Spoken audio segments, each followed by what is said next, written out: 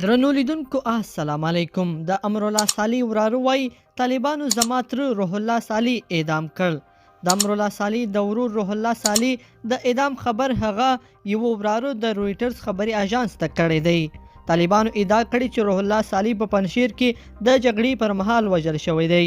په داسې حال کې چې د خبريالانو او ښځو پر وړاندې د طالبانو ته قهرجن چلند انځورونه په رسنیو کې تاوده بحثونه راپورته کړي، د رویټرز خبري اژانس د روح الله صالح د اعدام خبر ورکړی دی.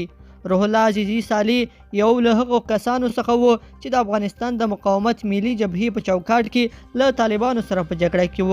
د رویټرز خبري اژانس د جمعې په ورځ د یو ریپورت په خپرولو سره د روح الله صالح د وراره عبدالله صالح پر څرګندونو تمرکز کړی دی. نوموړي رویټرز ته په یو لیکلي پیغام کې د طالبانو په وسیله د خپل تر یا کاکا د وژل کېدو خبر ورکړی دی.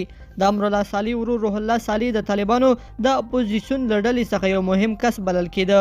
د افغانستان د پخواني ولسمشر محمد اشرف غني لومړي مرستیال امرالله صالح وروسته له هغې چې کابل د طالبانو لخوا ونیول شو د مقاومت ملي جبهې سره یوځای شو.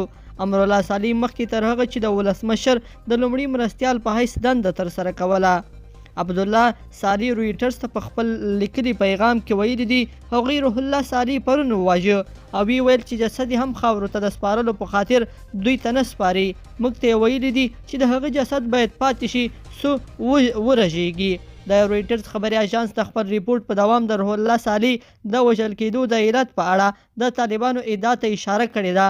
د طالبانو د اطلاع رسونې د اردو ژبې څانګې الاماره لیکلي دي د ریپورټونو په حواله روح الله صالح له طالبانو سره په پنجشیر کې د مقاومت جبهې د پرښتو کې جریان کې وژل شوی دی. رویټرز خبري اژانس د خپل ریپورت په پای کې د افغانستان له خلکو څخه د مقاومت ملي جبهې د مشر احمد مسعود غوښتنې ته هم اشاره کړې ده. احمد مسعود د افغانستان له ولس څخه غوښتي چې د طالبانو لخوا د پنجشیر ولایت نیول کېدو سربیره دي د دغې ډلې په وړاندې خپل مقاومت ته دوام ورکړي.